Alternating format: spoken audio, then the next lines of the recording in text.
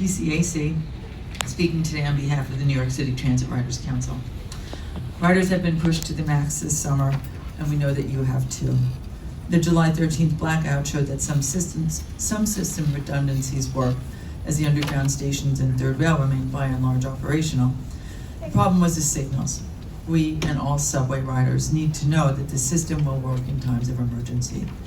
Where was the signal redundancy and backup power? We know that you're looking into that. The meltdown on Friday was attributable to ATS problems, and while it's a different calamity, it also begs the question of where is the system redundancy? Sending staff to towers to direct traffic should not be the only backup plan. We have full faith and confidence in the very impressive transit team, but these incidents demonstrate the critical need for significant investment in a modern signal system, including significant increases in CBTC installation. Work has already begun on signal modernization under the Subway Action Plan, and initial phases are fast forward, but more is needed. A focused and accelerated effort that will need focused and dedicated funding for the entire system, including signal maintenance, upgrades, and modernization. This funding must be included in the next capital plan, but we can't wait.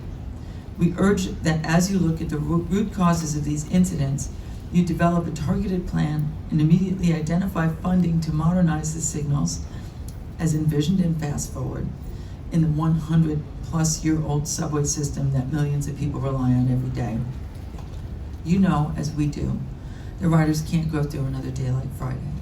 Thank you. We would like to express our appreciation on behalf of the riders we represent for the value and significant momentum that the Subway Action Plan, Fast Forward, and the Save Safe Seconds programs have had on the system's performance. We thank Governor Cuomo for putting the strongest global transit leader in place in New York City Transit. Andy Byford has energized his staff, harnessed the confidence of riders and beyond, and he and his team have created a vision for the future in the Fast Forward program, the vision that riders want. Weekday train delays are down 46% from a year ago. Line run times are shortening. But we also want to express serious concern with several elements of the reorganization plan, which will jeopardize that momentum and the system's resiliency by splitting it apart and having it serve two bosses. During last Friday's outage, Andy and his team quickly worked to troubleshoot and ensure the safety of riders. His team methodically identified the nature of the problem and returned service as soon as possible.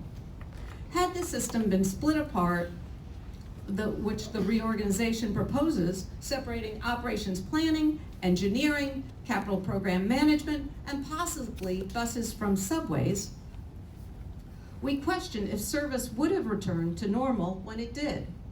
Removing these departments to work not just for a different leader, but to an entirely different reporting structure that ends at the board, who do not have subject matter expertise on our complex and nearly 115-year-old system. We are deeply concerned that this change will have a direct and negative impact on the riders. Friday's outage, as difficult as it was, could have been much worse if it had been siloed instead of one system. Please conclude your remarks. Please keep this in mind when you vote on Wednesday.